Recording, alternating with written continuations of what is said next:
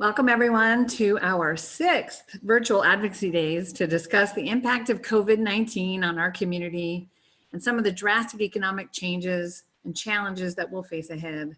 This is the last of our 6-week series discussing impending budget challenges with some of our key state legislators who are on budget committees. Today, we're super excited to welcome Senator Braun and Senator Braun. We'll get more information and say hi to them more in just a moment. I wanted to mention too that as an extension of our series on August 26th, we'll be chatting with Superintendent Chris Rakedahl and Assistant Superintendent Glenna Gallo about special education issues as they affect our community of families and students with developmental disabilities.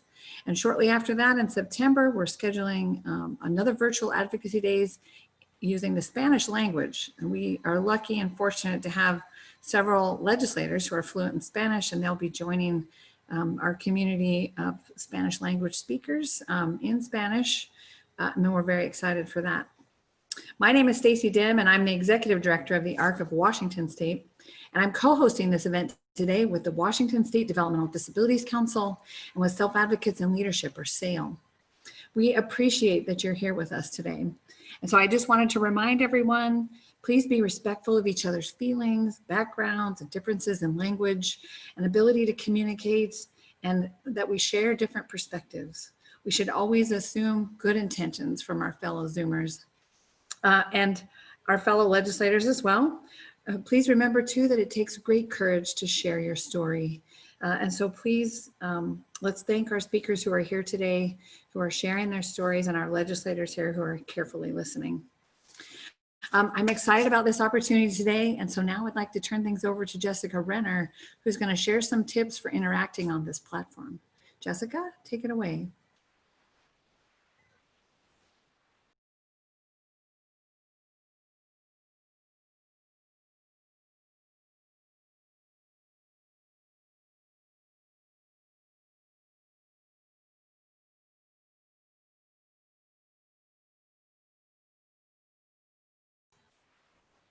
Jessica might be having just a little trouble signing in. Let's see, Jessica, are you about on?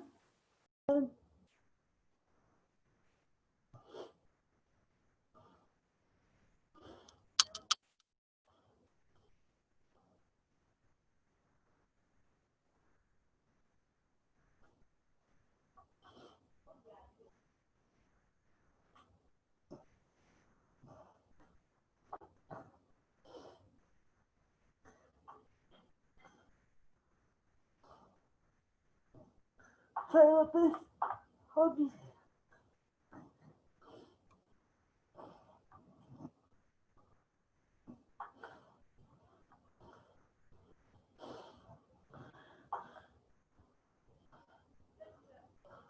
morning, everyone. My name is Jessica Renner and I live in the 33rd Legislative District. I am an advocate as well as the Advocacy Coordinator for Self Advocates in Leadership SAIL. I will be your self advocate co-host alongside the ARC of Washington State and the Washington State Developmental Disabilities Council for this Virtual Advocacy Day 6-week series. There are a few things you need to know before we get started. First, everyone will be muted at the beginning of the webinar. Second, I would like to remind everyone that we are also live streaming these virtual advocacy days on our Facebook page at www.facebook.com/thearc-of-Washington-State. Third, we are also recording each week's presentation and will post the recorded sessions on our website at www.arcwa.org. Fourth, if any of the participants today want to welcome the guests or talk to other attendees, please use the chat box. If you have questions, you can type them in the Q&A box or raise your hand using the icon. Click on the raise hand icon to ask a question, or to post a question. Type it in the Q&A box by clicking the Q&A icon located next to the chat icon in the middle of your toolbar. If you raise your hand, we will unmute you when we call your name. Then you can unmute yourself using the microphone icon on the bottom left side of your toolbar. This will allow you to ask your question. The raise hand icon is located on the bottom right corner under the More option. Please note as a reminder, please hold your questions until later in the program, when we will answer questions posted in the Q&A. If you need clarification on something, post it in the chat box and someone will try to address it. Finally, I want to ask where people are from. Please type what county you are from in the chat box with that. I'll turn it back over to Stacy to continue on with our program. Thank you, Jessica. That was great. I'm going to start with just a little information about the 3 organizations that are hosting this event today. I'll start with myself just to get it out of the way. The ARC is a national organization that promotes and protects the human and civil rights of people with intellectual and developmental disabilities, ensuring their full participation and inclusion in all aspects of society. We have 8 local county-based chapters across Washington state, and we've been around since 1936. The ARC is known for its progressive policy, governmental policies promoting inclusion. Well, we're known for encouraging those progressive policies around inclusion, independence, and self-sufficiency. We pioneer innovative programs and services across the state, and we're always informing and educating society about the enduring potential and inherent value of people with intellectual and developmental disabilities. And now I'll turn it over to Jeremy Norden-Paul, who can talk a little bit about the Developmental Disabilities Council in our state. Jeremy? Thank you, Stacy. Good morning, everyone. Like Stacy said, my name is Jeremy Norden-Paul, and I'm the Executive Director of the Washington State Developmental Disabilities Council.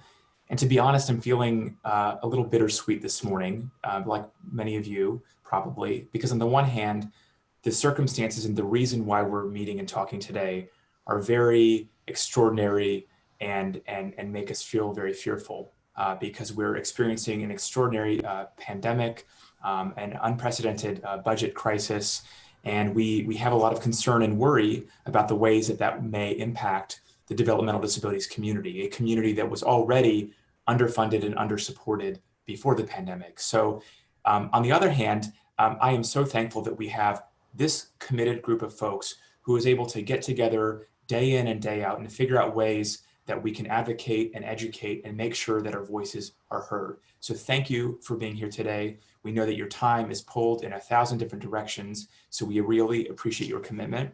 I'll share just a quick minute about the Developmental Disabilities Council for those of you who might not be familiar with us, and then I'll hand it over to Emily Rogers, who's also on my team. We have existed in Washington State since 1976.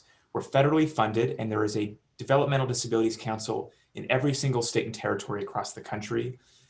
In summary, our job is to advocate for people with developmental disabilities and their families across the state. One of the unique things about our organization is that we have members who are appointed by the governor to represent their various areas of the state. And we take our direction from people with developmental disabilities and their families across the state to give us input about what's working and not working and ways that we can advocate to make the system work better for people. And so that's all I'll share at the moment. And I'll hand it over to Emily to introduce herself. Hi, my name's Emily Rogers. I do some administrative work for the council, and I'm also involved in some advocacy efforts. And I'm really glad to be here. It's exciting to learn how all the technology works in our advocacy efforts. Thanks for being here. Thanks, Emily. And now I'll turn it back over to Jessica Renner at SAIL. Jessica, do you want to introduce yourself and SAIL? Advocates in Leadership. SAIL is a statewide coalition in Washington state of people with developmental disabilities.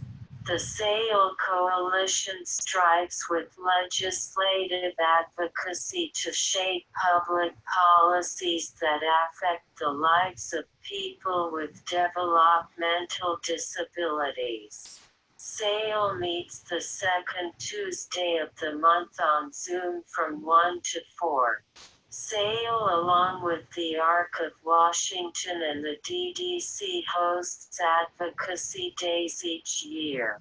SAIL puts together their own legislative priorities and one-pagers each year on the issues that SAIL members think are the most important to share with legislators during the legislative session.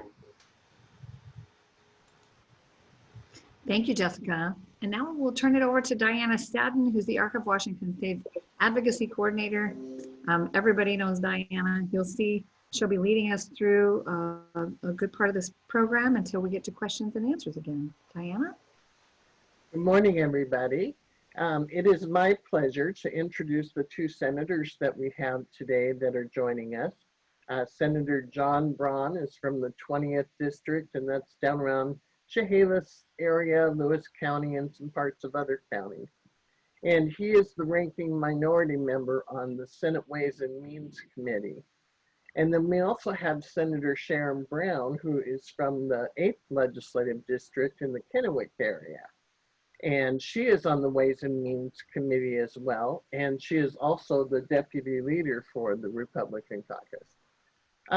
I want to give you both each a couple minutes to just introduce yourselves a little bit and talk about what you do for people with developmental disabilities. Senator Braun, would you like to start, please? Sure, I'd be happy to. First of all, thank you for having me here today. It's certainly an interesting world, but I'm glad you're able to put this series together and continue the work you do for our developmentally disabled citizens. As the screen says, I represent the 20th District, which is down in Southwest Washington, basically just south of Olympia to northern Clark County. And I've had the good fortune to work on a number of DD related issues over the last couple years. We made some progress this last session in trying to shore up the trust fund with better language to make sure the proceeds go to long-term investment in services for our DD community. And I think that went pretty well. We have worked on the wait list. I know it wasn't as far as some people would like to see it go, and it didn't get as far as I would like to see it go, but we made a little bit of progress, and we will come back and continue to work on that in the future session. So, and then I guess the last thing I'd say is I look forward to hearing today about those issues and others that might have come up since session, so we can best prepare ourselves for the coming session. And then we'll talk more about it in the budget, but I'll share kind of my thoughts on what the current budget situation challenges it may present to the efforts from the DD community. So again, thanks for having me here, and look forward to chatting. Thank you, Senator Braun. And Senator Braun, would you like to introduce yourself? Hi, good morning, everyone. It has been an honor to work with Sharon Adelson for the past 8 years. I represent Benton County, which is Kennewick, Richland, and West Richland. And since the day I got elected, Sharon and Kendra have been working with me to educate me on what the issues are that are important to your community. And I will attest to what John has said. He's absolutely 100% correct. He goes to fight for your group every time this issue comes up with regard to appropriating resources for the developmentally disabled. And we are staunch advocates for your cause, and we will continue to be so and continue to work with you. And I look forward to hearing what your questions are today. Thank you, Senator Braun. So we're going to take a short poll to find out who the attendees are. Are you self-advocate here or maybe a family member? So I'm putting out a little poll, and if you could share with what role you're here today as, that would be great. And then we'll find out what our audience looks like today. And I already see a number of family members, self-advocates, service providers. We do have policymakers. And oh, we have some other allies for developmental disabilities as well. So we'll give this a minute so everyone has a chance to put their answer in here. And it looks like we've stopped, so let's end the polling and see what we ended up with. We have quite a number of service providers with us today, as well as the family members and advocates, our two policymakers, and some other allies for developmental disabilities. So now we are going to turn it over to Jeremy, and he's going to start with some information that will help you understand what these proposed cuts to DD services are. Jeremy? Yes, thank you, Diana. And as you put up the next slide, I would like to say that if this is the 6th or 7th time that you've seen this information or heard this information, that's great, because my hope is that you understand this information and know it like the back of your hand and can help share the message with others. And for others who may not have seen or heard this before, it looks like a very complicated slide, but I'm going to try to reinforce 2 points as we go through this together. The first is that any time that across the board cuts might be considered or made among various state agencies, that has a really profound impact on developmental disabilities community. It has both a very wide impact and a very deep impact, and I'll explain why.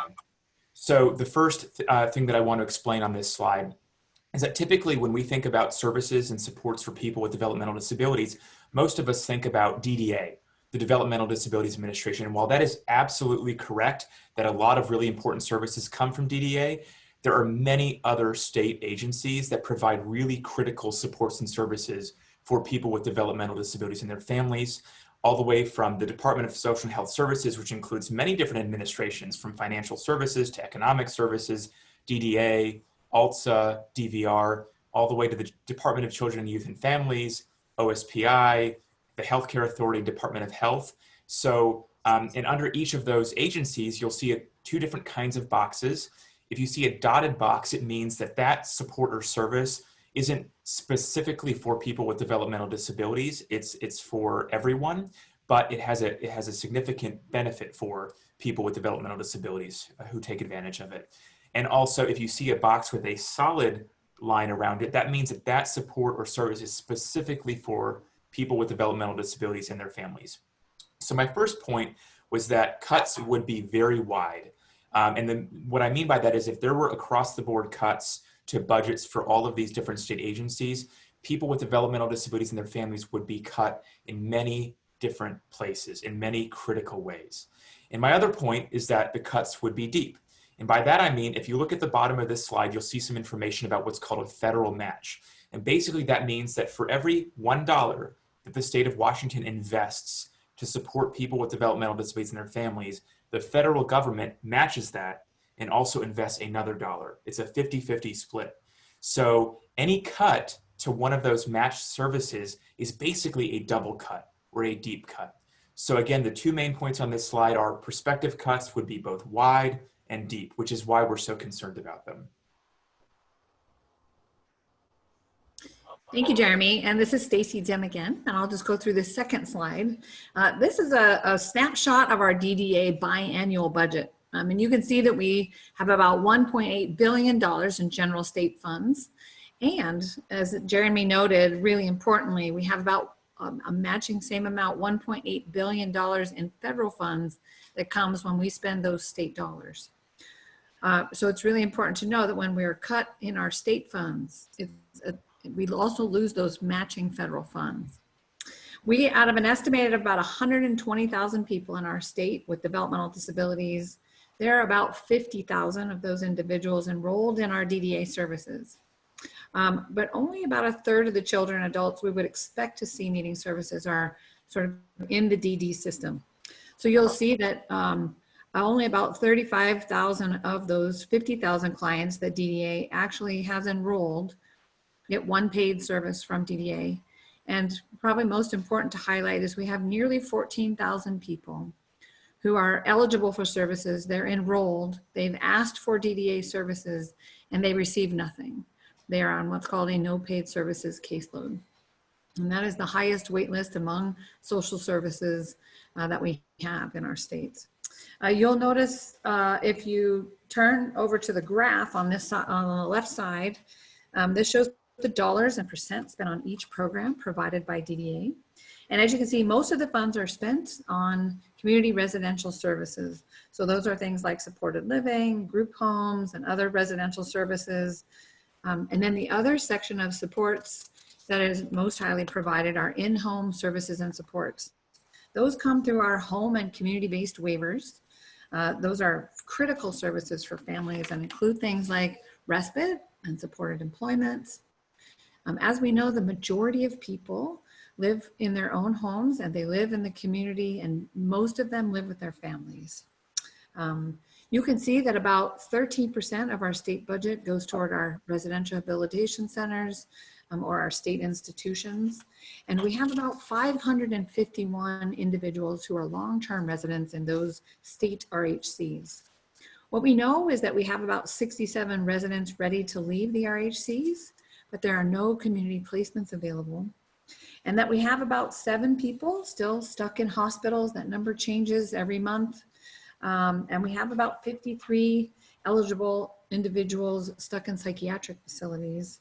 It's also important to note there are about 256 people who are DDA eligible, who are living in nursing home facilities that are separate from RHCs, and many of them are also anxious to leave. Before I leave this slide, I want to just make a quick note for everyone. Our State Developmental Disabilities Administration does not provide any housing. So there is no physical housing separate and apart from the RHCs. Most individuals rent or live with someone else. And our State Developmental Disability Service does not officially provide crisis or emergency services in our state. We have very few, you can count them on 2 hands, crisis, emergency, respite sorts of placements. Generally speaking, our community has to rely on other emergency services. So another thing that you're thinking about when cuts get made across the board is that we have to rely on community emergency and crisis support. And the next slide, Diana. This is, I'll start with a list of proposed cuts that our OFM asked for a couple of months ago now. This reflects some of the 15% cuts that all agencies were asked to outline and articulate. These cuts have not happened yet, but some very critical services that I want to make sure everybody knows would occur if those proposed cuts came into effect. Most importantly, they would reduce the number of clients who are eligible by changing the eligibility criteria. That means we would serve even fewer people. We would cut people from the 5 home and community-based waivers that are so critical to our families, and we would not allow any new placements. We would reduce respite hours for eligible clients, and for families, these are one of the most critical services that we provide as a state. There would be no new children's enhanced respite beds and no crisis stabilization for children. The proposed cuts also ask that we not provide a 1.8% supported living rate increase that was agreed to in the 2020 session. And again, that was something that would just bring us up to being able to cover all the state minimum wage changes that happened. We would also cut rates and staff who transition clients from hospitals, and there would be a 5% rate reduction for individual and group supported employment. Some of these rate changes too, I want to add, also affect adult family homes, and that's another very critical residential placement that individuals often utilize, and those would also have some very significant and severe damage and impact to being able to provide services. Okay, there's another slide on proposed cuts, and I'll let Jessica explain some of those cuts. Jessica? The residential habilitation centers are scheduled to take some cuts too. Self-advocates are happy to see that Rainier will close and that consolidation of cottages will happen at Fircrest, Lakeland Village, and Yakima. But the state will keep state-operated living alternatives to move the RHC residents into. There are also services for people with IDD under other agencies, adding more to the 15% cut in DDA. The Health Care Authority is where some of the Medicaid optional services are scheduled to be cut, such as physicals, dental, therapies, interpreter services, and the dentist link for Medicaid patients. Additionally, Aging and Long-Term Services Administration will have eligibility changes and will eliminate adult day health and adult day care, as well as eliminating meaningful day programs in residential programs. The Department of Health will make cuts to neurodevelopmental centers for birth to 3 providers. Thank you, Jessica. So now we're going to hear from some constituents of Senator Braun and Senator Brown. And we will start with District 20 for Senator Brown. We have a parent, Victoria Romero, who would like to share what would happen in her family if these cuts were to take place. Victoria? Hi, first I just wanted to say thank you for allowing me the opportunity to speak today. I would, after like seeing what the cuts would be, I really would hope that those cuts wouldn't be made because it would affect my family and families that I help as well with autism tremendously. So I'm a parent of a child on the spectrum, and I also help other families with kids and adults on the spectrum. My son is Luis, and he is 7 years old. And so I'm going to go through his story a little bit. So around the time he was 15 months old, I had noticed like there was a lot of different things with him. He wasn't talking yet. And so we were referred to birth to 3 for speech therapy. And if it wasn't for him being in the birth to 3, I wouldn't have known that he had autism. They helped me through the progress and got him diagnosed. I was a first-time parent. I had no idea really what to look out for autism or any of that stuff. So I probably wouldn't have known. And my relationship with him after a diagnosis was a lot different because then I was able to actually educate myself and know how to enter his world. And so I'm very grateful that we had birth to 3 because of that. He also got occupational therapy as well, and that helped him because he has a really hard time with transitions. And so he was having a lot of meltdowns, and me as a parent, I was just in distress all the time. I couldn't go to the store without crying. I didn't know how to help him, and there was that communication barrier. And so eventually he got PD services and the respite hours and personal care hours, and that has helped me tremendously because, like I said, with him having a hard time with transition issues and little things like that, and especially now that he's older, he is a pretty big boy. I can't just lift him or have him in a cart if I need to go to the store or little small errands like the post office. Doing some of those tasks are nearly impossible without causing him a lot of distress. And also, you know, being a parent in general is really challenging at times, but being a parent of a child with special needs can have a lot more challenges to it. it's very common for autism for kids to be runners and escape the house. And so he has done that multiple times. And so I feel like I can never kind of rest or be at ease, because that's something I always have to watch out for. I have to be with him every minute of the day. And sometimes I'm afraid to sleep at night because I'm worried about what, if I'm not watching him all the time. And so having those services to help a little bit, it's life-saving, because the first time he escaped, he was about 3 years old, and he just ran down the street and I didn't know. And by the time I realized he was gone, I went to run after him and a truck was coming. And that was just the first time he's escaped. And so it's happened multiple times. So when I have help and some services, I'm able to get the physical break and mental health breaks that I need, so that way I can be a better parent, a better caregiver. And especially with what we're dealing with right now, I feel like we need the services more than ever, now that I'm parent, therapist, and teacher, and he needs me to be at my best. And in order for me to be at my best, he has to have those services. And there's so many other families that I know that they really rely on the services. And so many families, they're just finding out about DDA, and so they're going to need to tap into those services. So that's why it's so important to allow even more families to get onto these.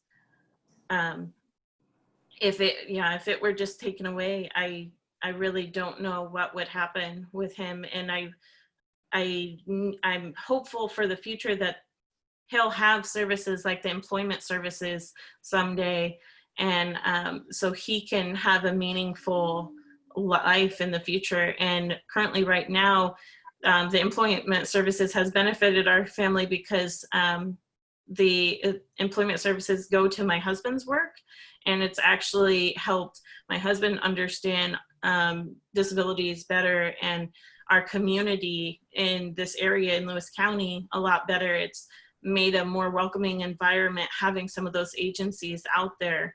And that's something that I hope will continue for my son's future and for everyone else's future as well. Thank you, Victoria. I know as parents, many of us have those feelings as well. We do have two self-advocates from District 20 who are going to share their perspective. I think we'll start with Clyde first. Clyde Beard, would you like to share a little bit? Hi, my name's Clyde. I'm in DDA services, and I used to work, but now I'm trying to find work, but it's not easy for something I want to do. I need to do some work I had a disc taken out, so I need to do some work so I don't have to lift anything. But for a while, I've had problems with DDA, but I understand some of what they're doing. So with some of the stuff they do with me, it's helped me grow and learn, and stuff I needed for a while. Anyway, I was going to college. When the virus is over with, I'm going back to college. I have no idea what else to say. What did we do for you? What does that do? Since I have a hearing problem between 30 and 35, maybe a little more now because I'm older, they help me with doctor appointments that it's not easy to sometimes understand what the doctors are talking about. And plus, writing something down, they don't write very good. So they help me understand what the doctor is telling me. And I found out that I'm also autism, but I'm low dose autism. Trying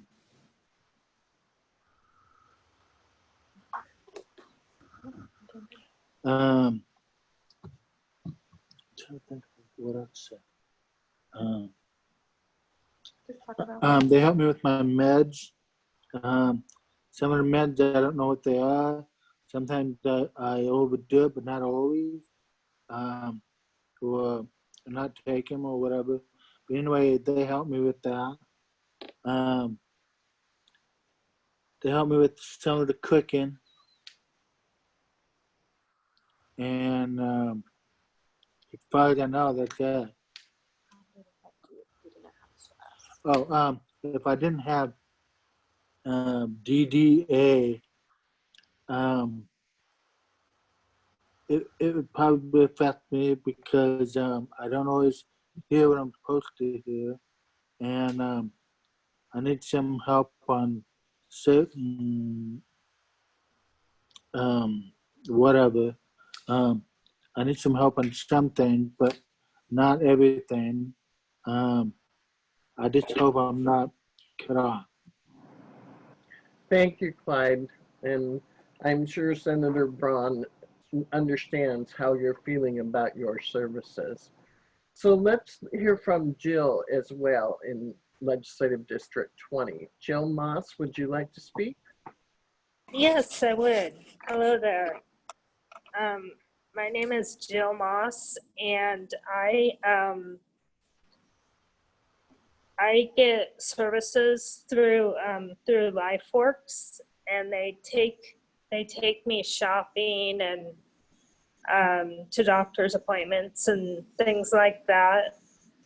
And I feel that if they weren't there for us, that we might not be who we are today. And they just, you know, I have my own home, and that might not be possible without them encouraging me to be better. And also, I wanted to say that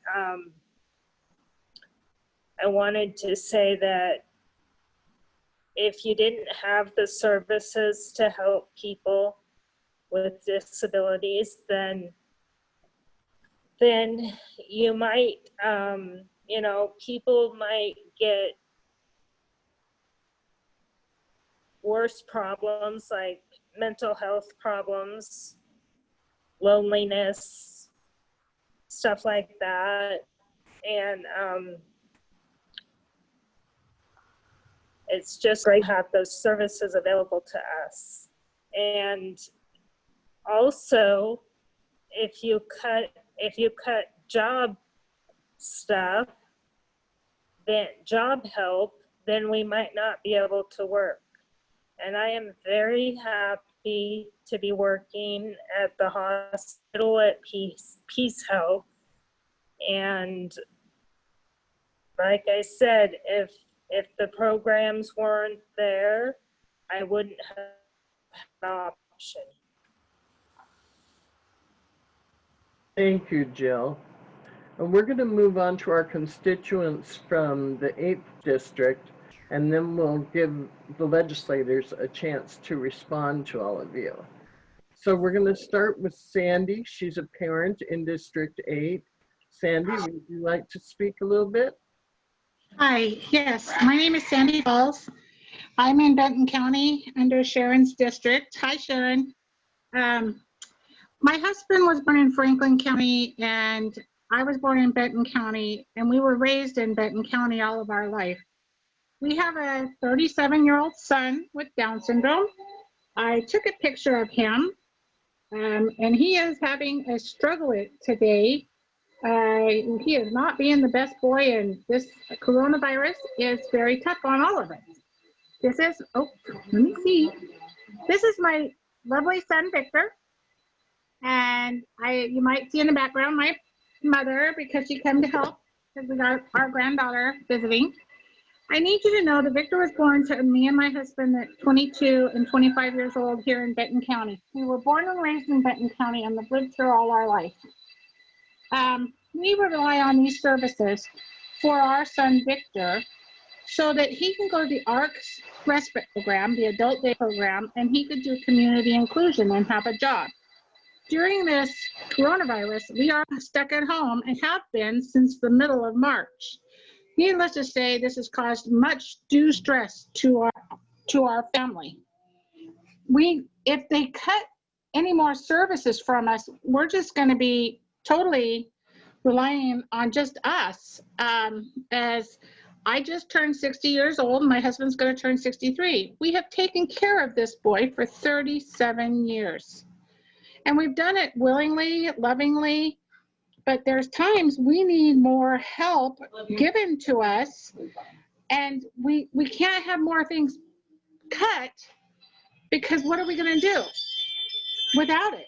And the second thing to that is we are getting older, and my son, it's not getting easier. I have a daughter and a son that was born after Victor, and you can't rely on them. They can't give up their life for their brother. So if we keep cutting supports from all our families, I don't know what will happen to our son. And we are getting older. You know, we're not getting any younger. We are definitely old. And I just don't know what to say. 20 years ago, I worked for the Postal Service and gave up my job to come home and take care of my son. And so now we rely totally on services from DDA, services from the ARC, services from the county for the community inclusion. And without that, we would have absolutely nothing. And when we get older and die, who's going to take care of our son? He's not my other two children's responsibility.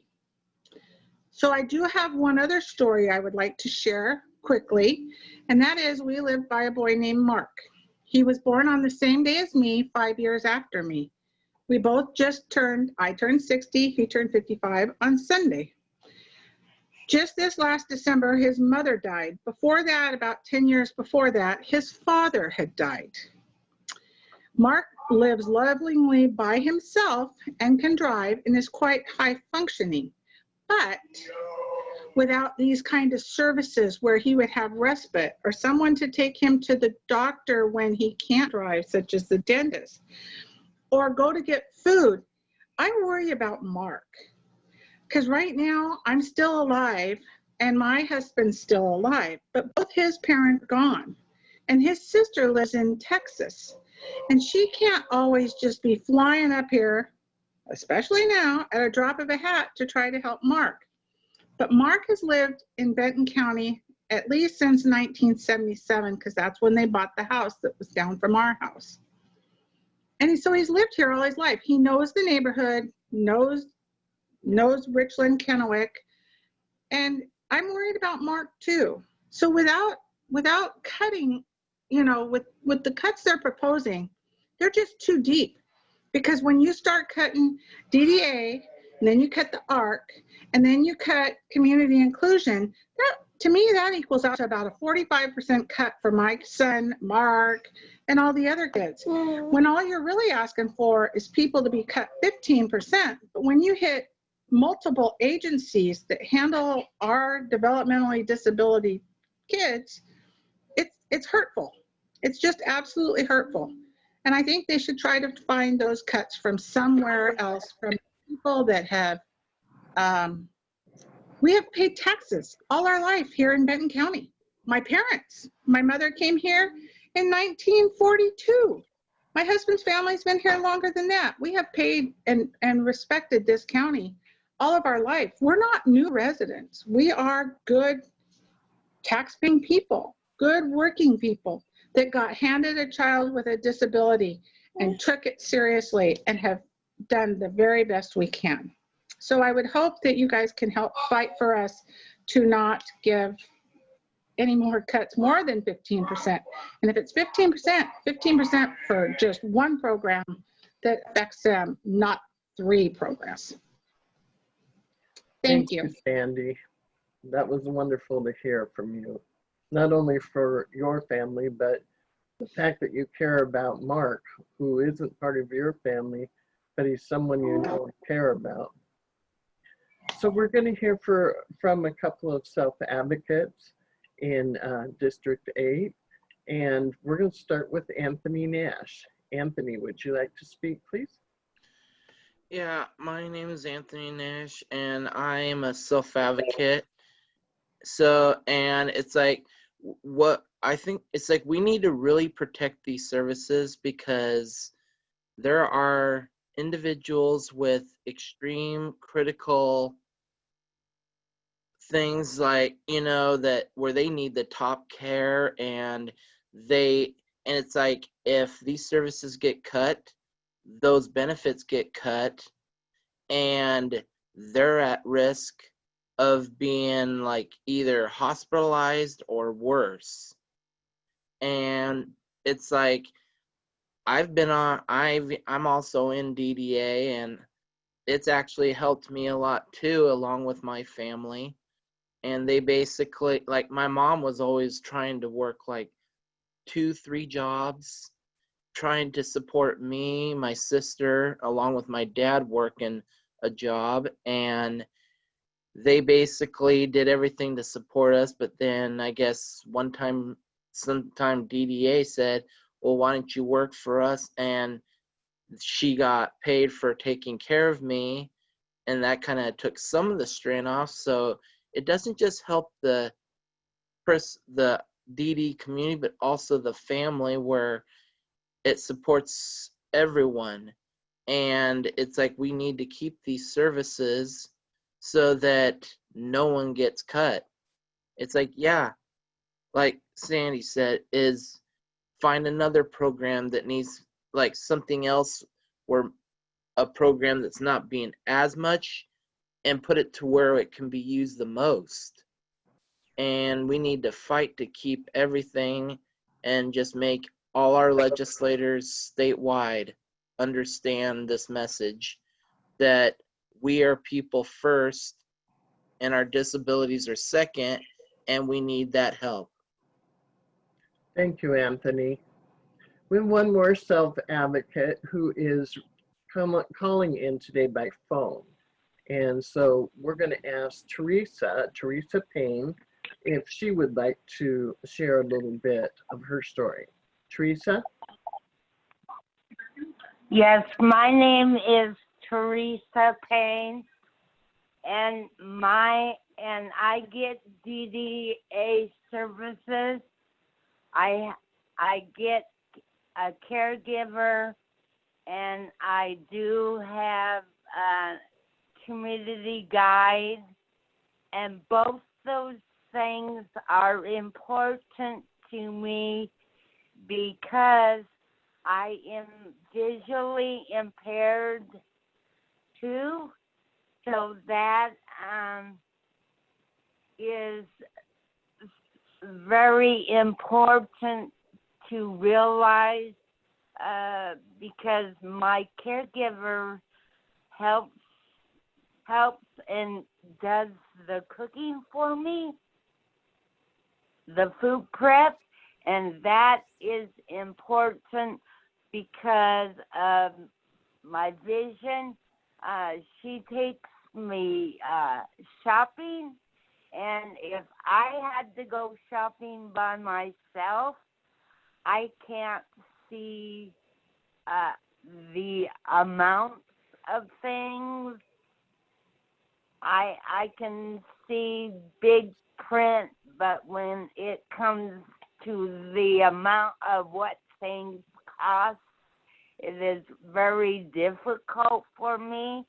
Having a caregiver is saying that I am independent, that I don't need to rely on my family. My family will help if I call, but I try not to ask them for help. And I to Sharon Braun personally, I think there are other things that can be cut in the state that doesn't affect the clients. I don't ask a lot, but what I do ask is that I keep what I have, because that helps me to be an independent individual. And right now, Community Guide is helping me because I am not working due to COVID-19. As soon as I'm capable safely to go back to work, I still have a job I can go back to, but I'm not, so Community Guide is important to me. So thank you so much. Thank you, Teresa. And thank you all of you constituents who have talked today and shared how these cuts would affect you, your family, and others around you. And we want to give the legislators a moment to address the things that they have heard. So let's start with Senator Braun. Could you give a little bit of a response to the people that you've heard? Yeah, sure. Can you hear me all right? Okay, excellent. Well, first of all, I want to thank everyone for sharing their personal experiences. It's a very powerful way to get the attention, I think, of the broader legislature, and certainly this legislator. You get my attention very quickly that way. I would say a couple things. One, there's been a lot of talk about these are the 15% cuts. I should be clear, the 15% suggestions from the agency heads, including for DDA, are not mandated, have not been implemented by the governor yet. We do have a significant shortfall, about $9 billion over the next 3 years, about half of that in this biennium over the next year. That's a very big problem, no question about that. And the law does require across the board cuts in a cash deficit situation, which we will start this month. All right. The answer to that, and I have been pushing, frankly, my whole caucus has been pushing on this night and day for several months now, is a special session. I think the things the concerns you have voiced under law will happen, or something like that will happen if the governor will not call a special session. That is his only option under law. Now, whether he'll follow the law or not, I don't know.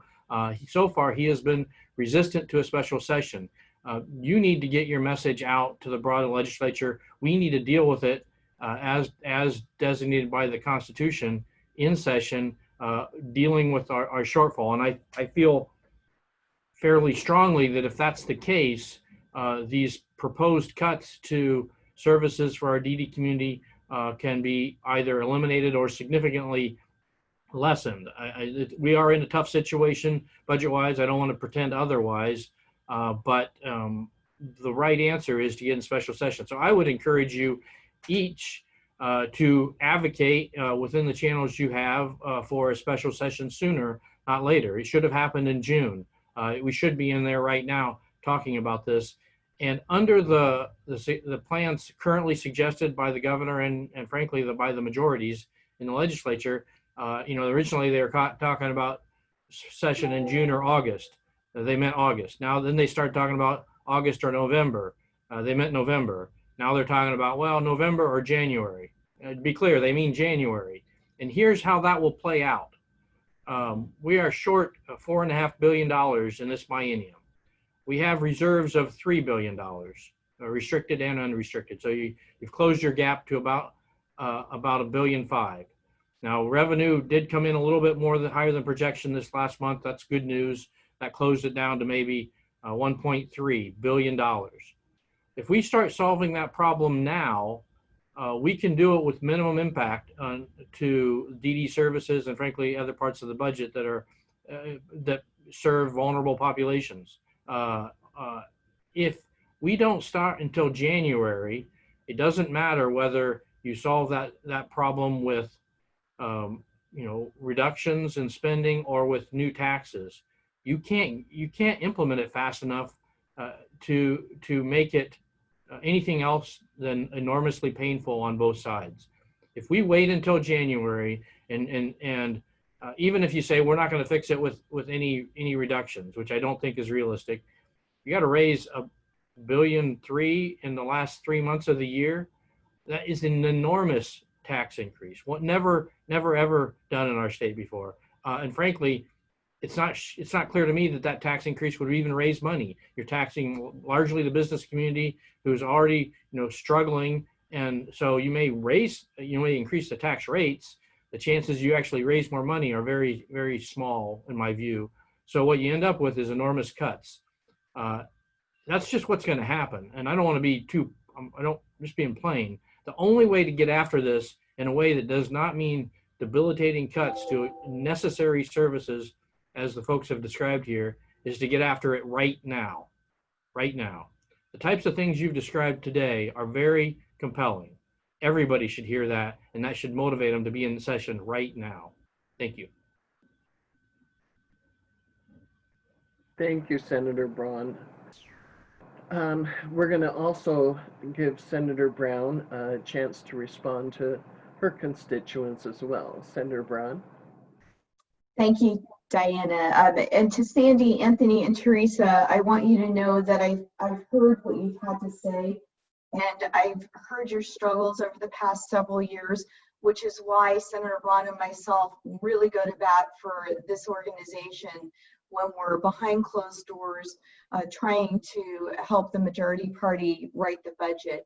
And I want to say that, if Senator Braun were allowed to write the budget and had unfettered discretion to do so, things would look a lot differently.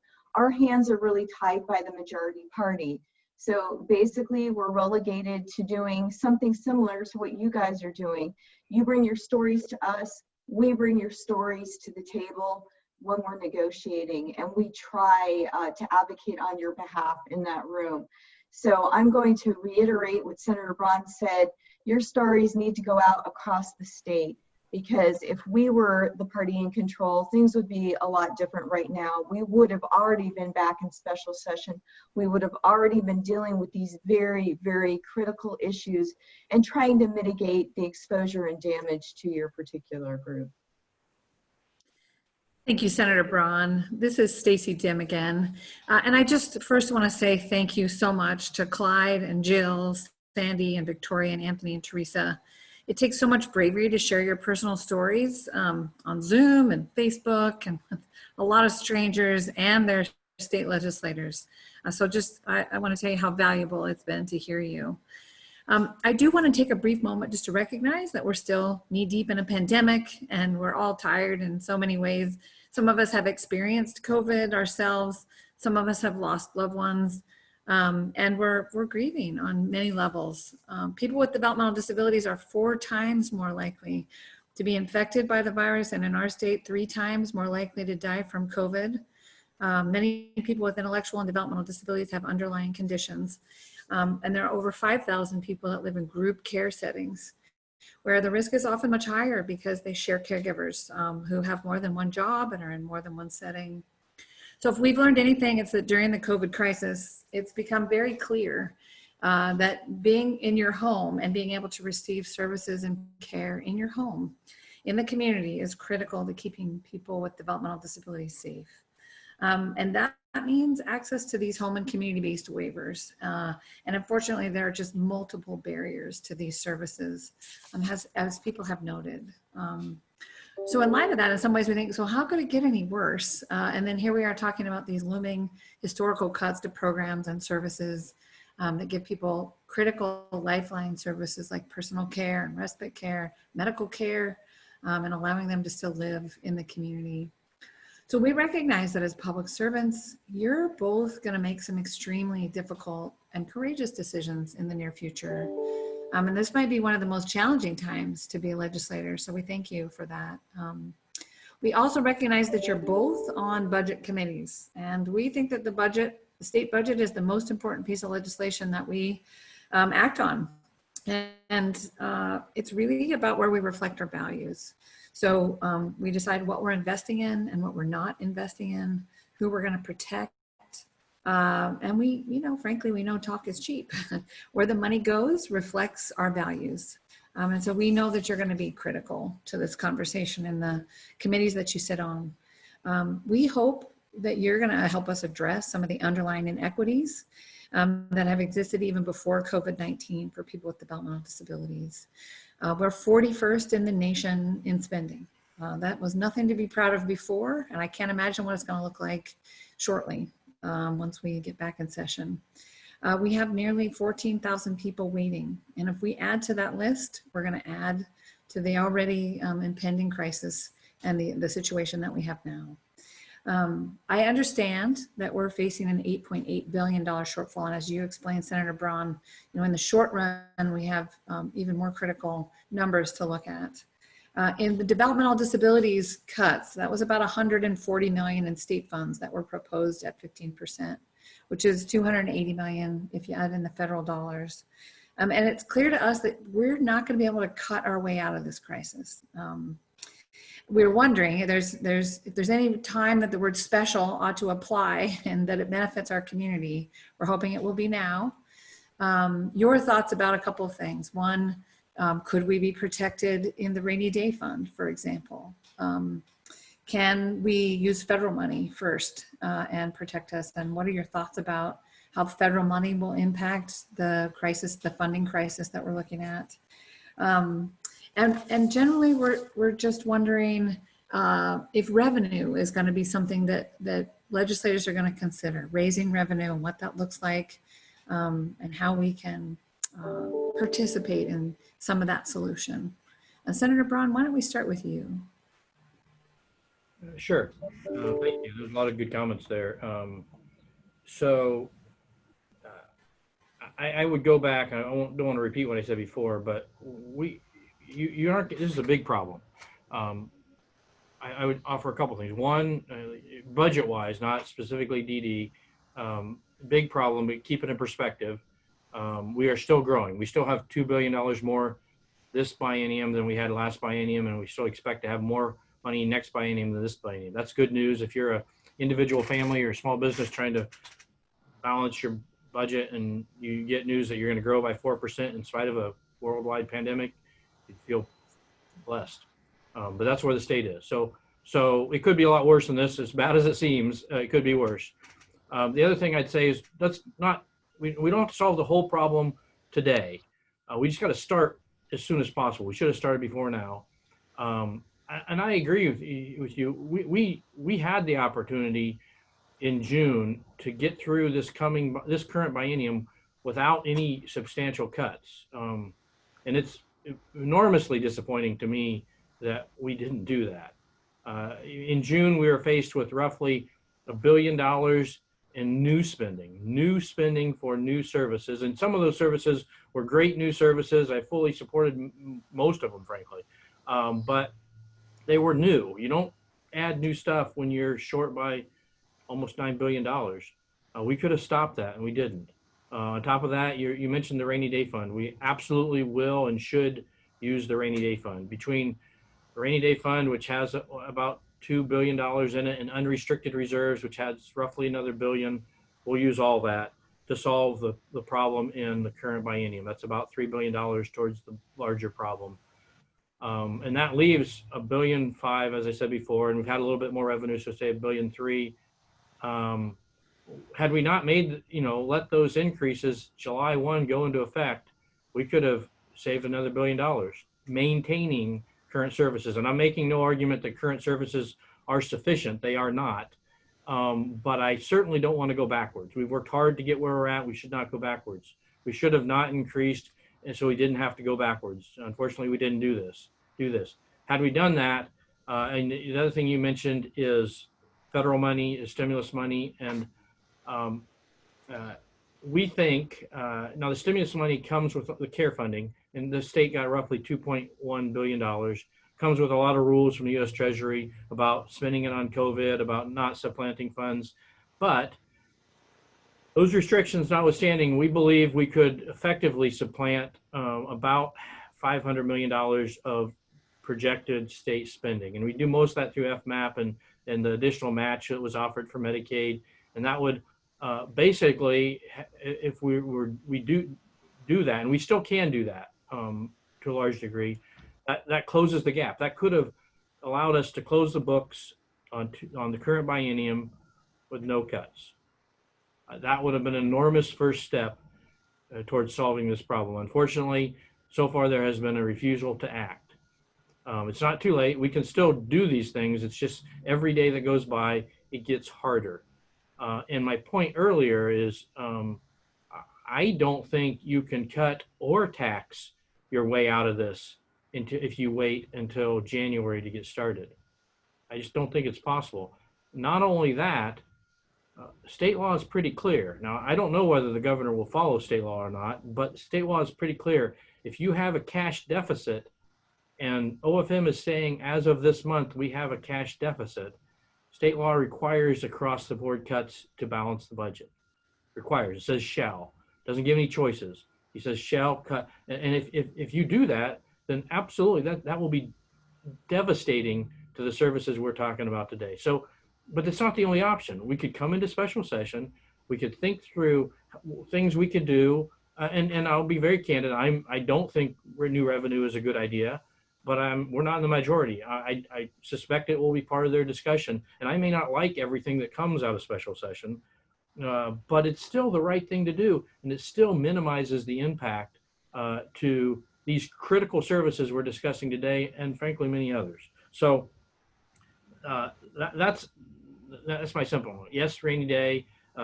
Yes, we should use the federal funding where we can. And the other thing I'd add there is I think it's very likely, I'm not sure that the feds will add more money. And frankly, I'm concerned about that because somebody has to pay that bill eventually also. But I think they will, and I hope they will, allow some flexibility on spending the money we have. That will help us enormously as we try to balance this budget. And then revenue, I very candidly think, one, if you continue to wait, I think revenue is a bad idea. I think you can raise rates and you probably don't get more money, but we can, that's a separate discussion we could have. But if you wait until January to do it, you can't possibly put it into effect before probably April. And for a lot of the things that are being discussed, probably not even by July. So that you can't fix the problem like that. Waiting almost assures drastic cuts. And so that's the one thing I don't think we should be doing. Thank you.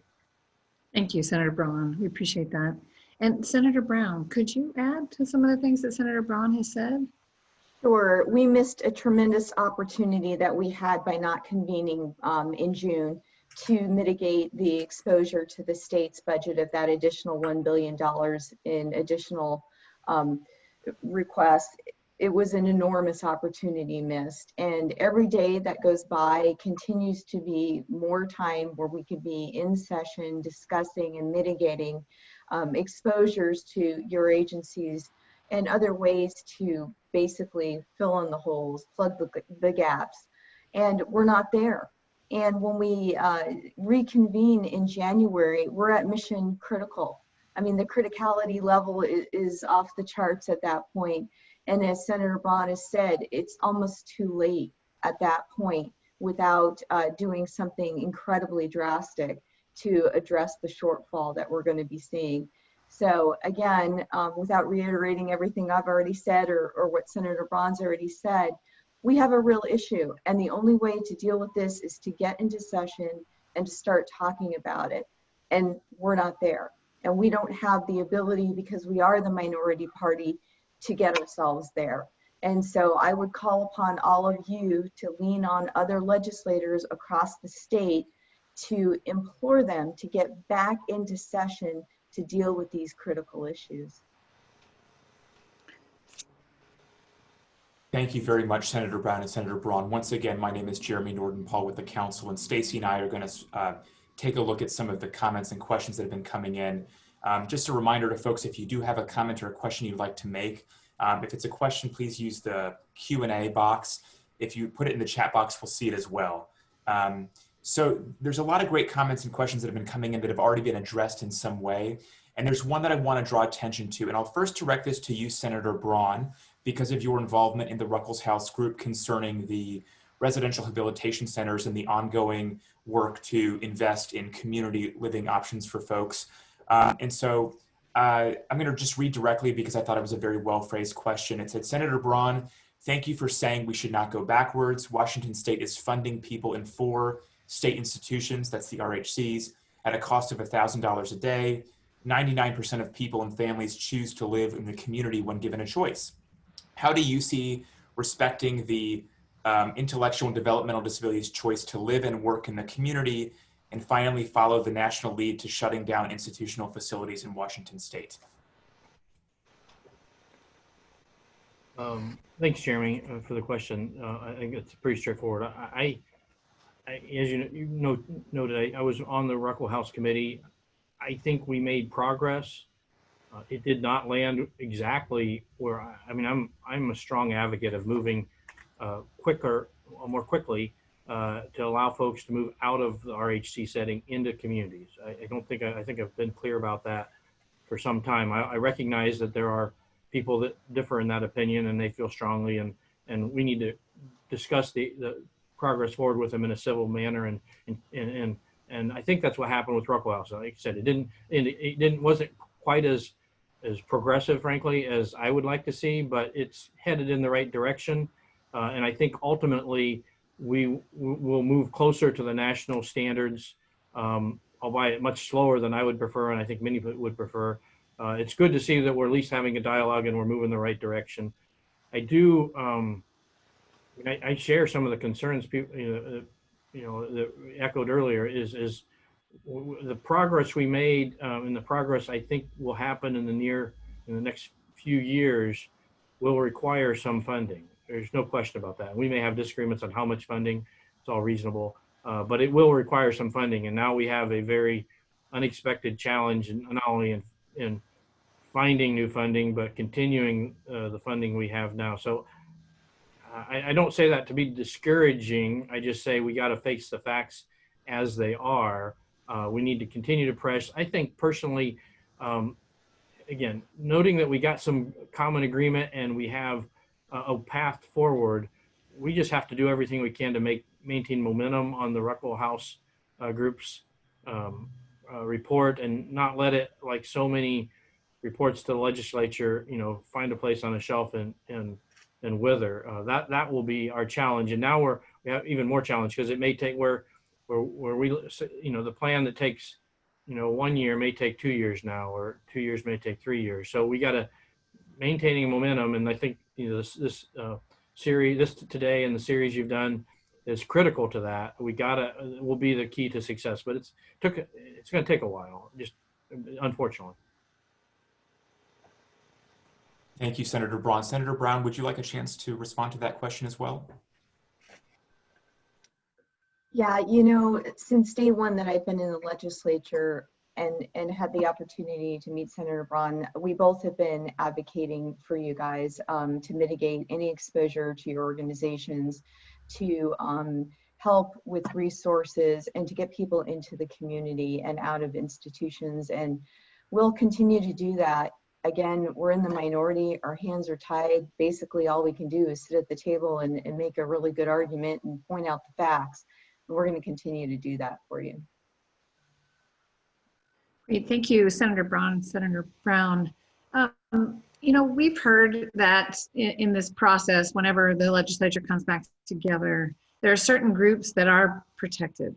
School children, for example, because of the McCleary lawsuit, people with behavioral health needs because of the True Blood lawsuit, that a lot of groups that are either constitutionally protected or protected by a court order or a settlement will not necessarily experience the same levels of cuts or the kinds of cuts.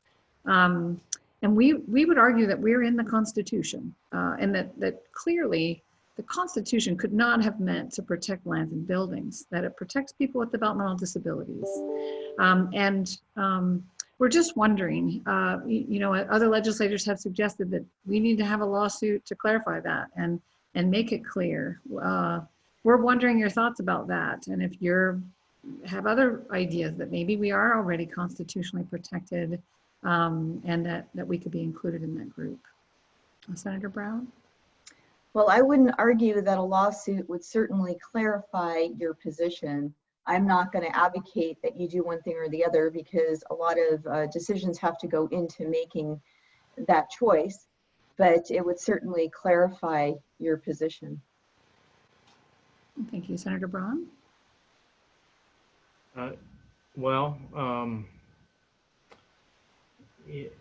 My preference would be that the legislature simply recognizes the critical need of these services, the moral necessity to fund them properly, and that we act accordingly. I think a lawsuit, I'm not going to, like as Senator Braun said, I'm not going to give you advice one way or the other. I think while they certainly led to some action by the legislature, McCleary and the behavioral health lawsuit, it just drew a blank all of a sudden. True blood. True blood. True blood. They all ultimately did lead to action. They also led to fairly inefficient action in some areas. So I think better successes would be through legislative advocacy and us doing what I consider the right thing, which is getting our state in order in terms of funding and policy level to support the DD community.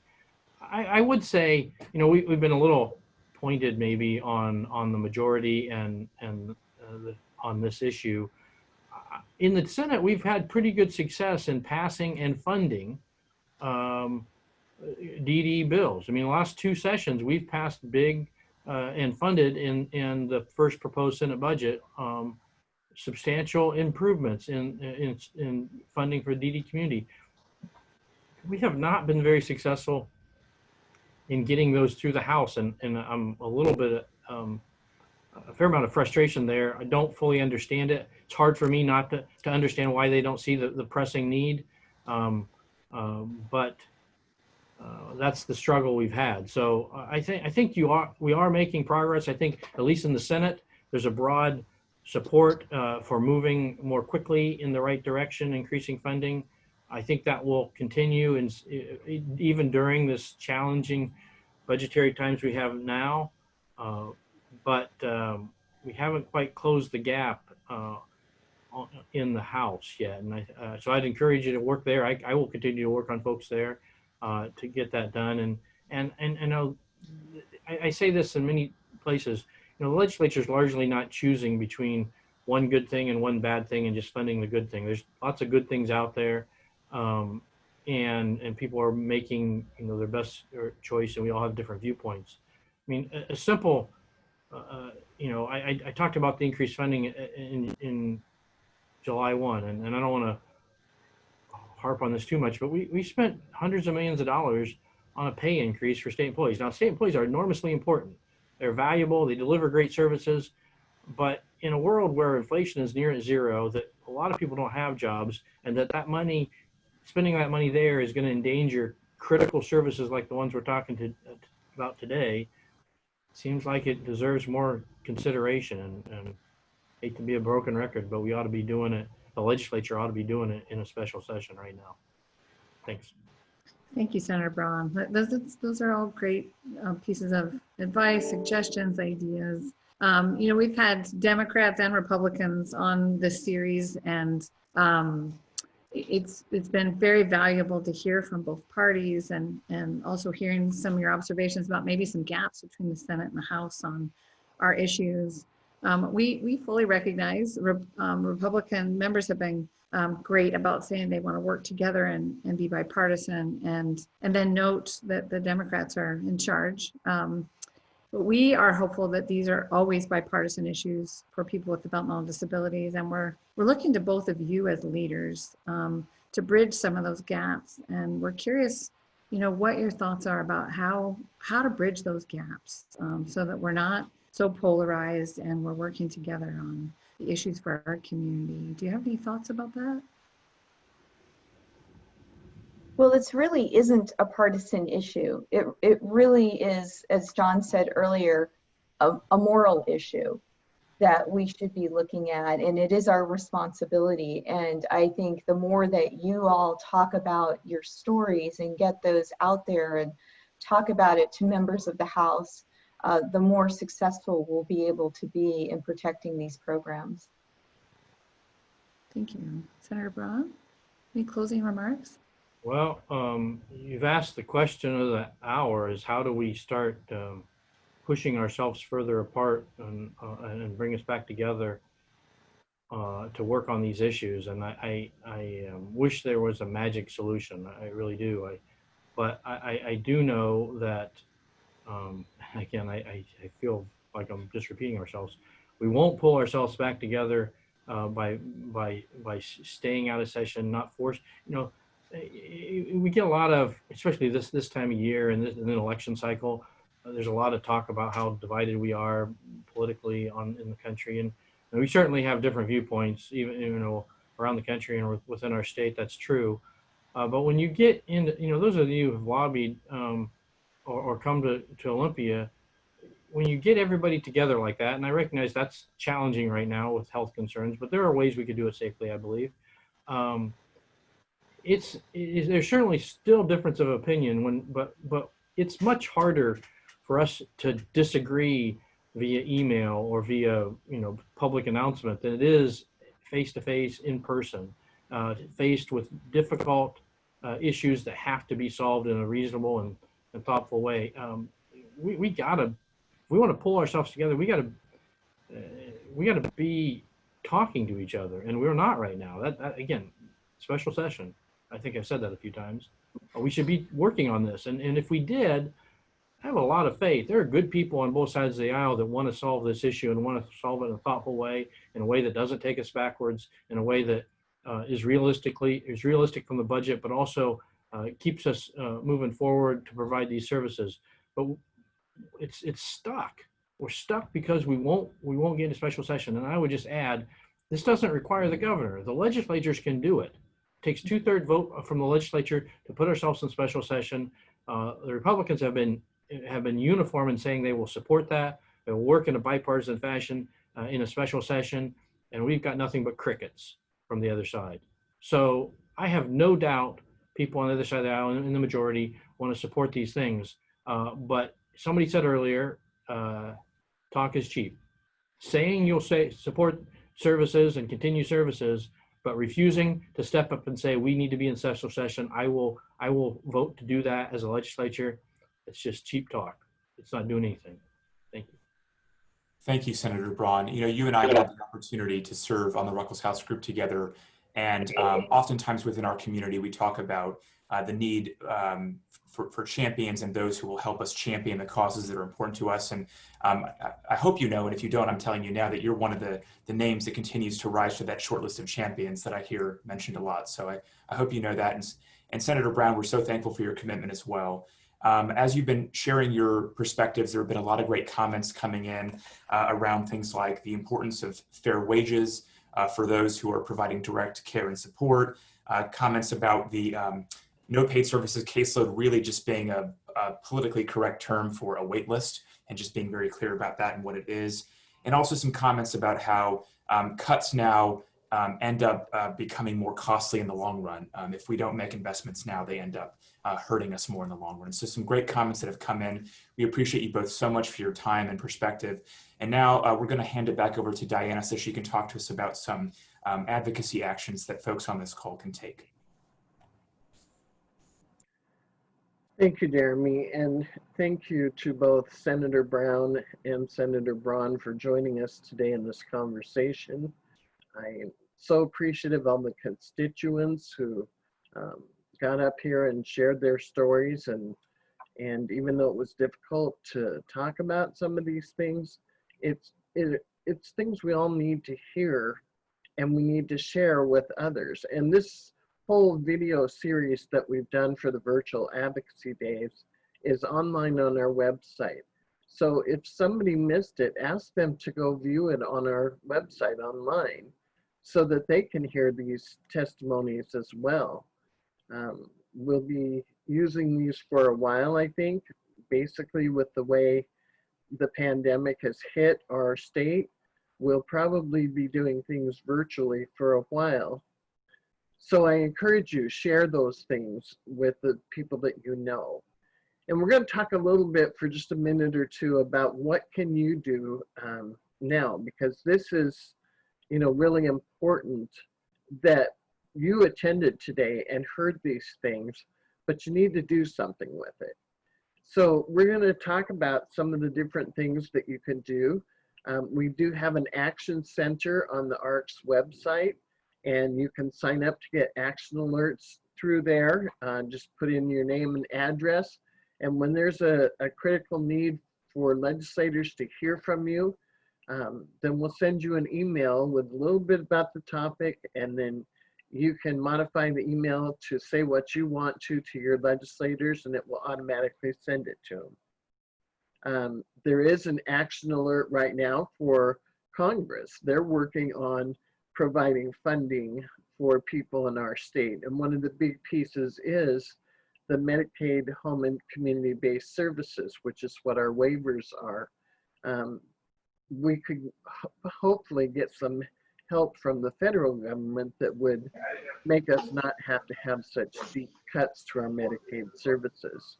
And we also have one to your legislators that you can act on and tell them, you know, whether you want to tell them that you want them to do special session, or you just want to talk about your story and how the cuts would affect you.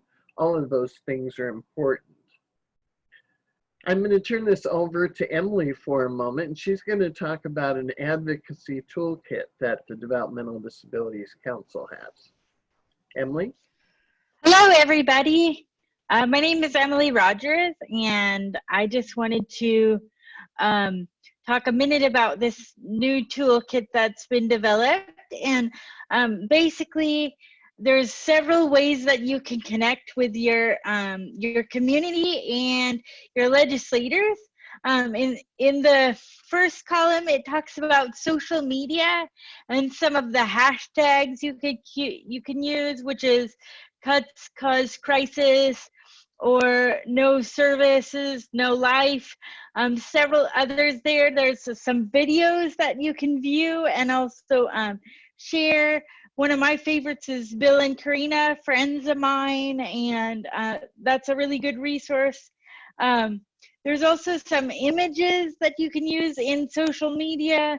The Vote DD one is one of my favorites there. And then there's some sample Facebook posts there as well.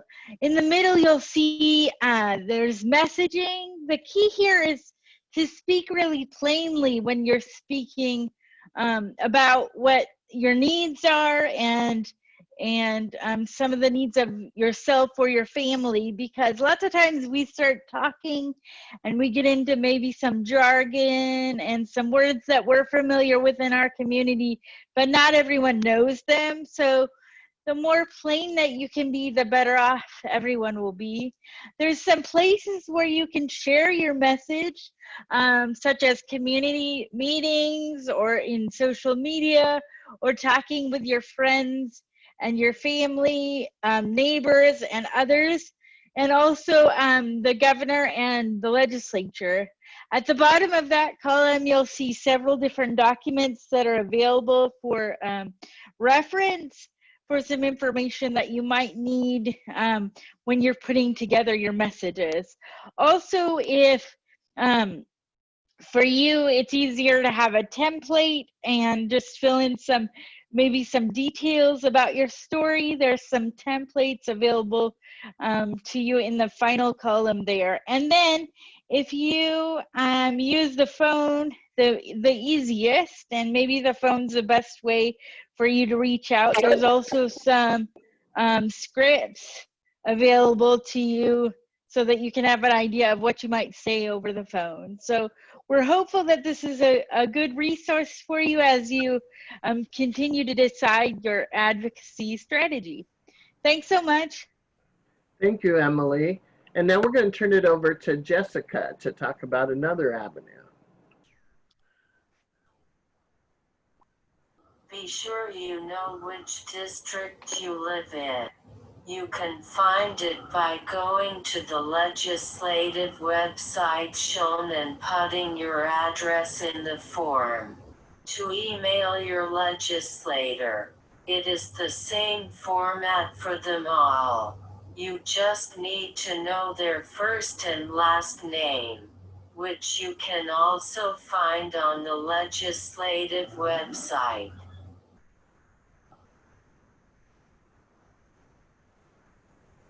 Thank you, Jessica. So social media is one avenue that you can use to communicate with your friends, your family, and other people you may not even know. So share these links, share some of this information using your social media.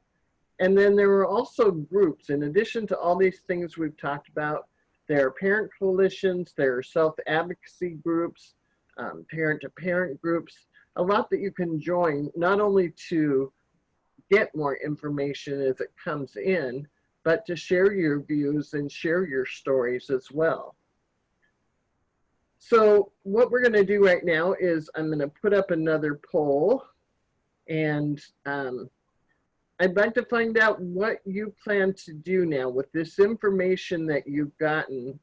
What are you going to do in this next week or so?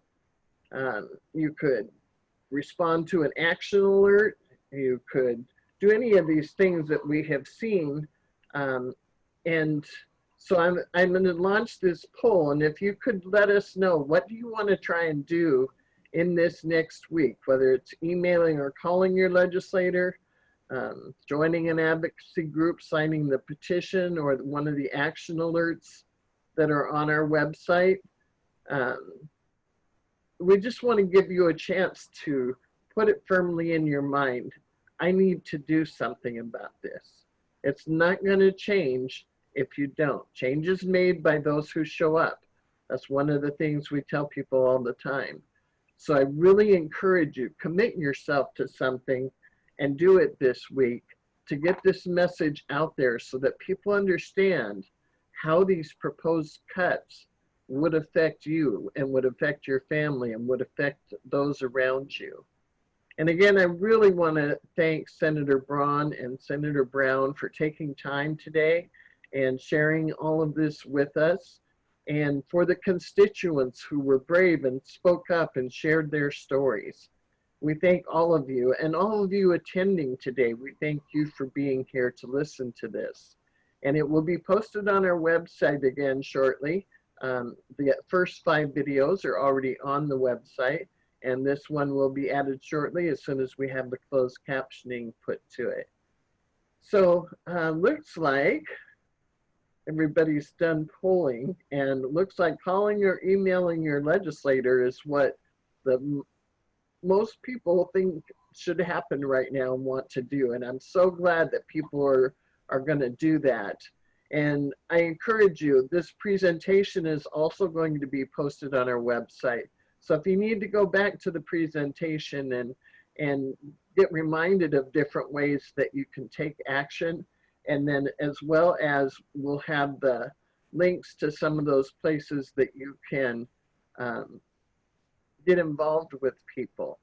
And so don't hesitate to reach out and ask us if you have questions or want to do more. And I will leave it at that. Senator Braun, Senator Brown, thank you so much for joining us today. And we really appreciate your commitment to the DD community. Thank you.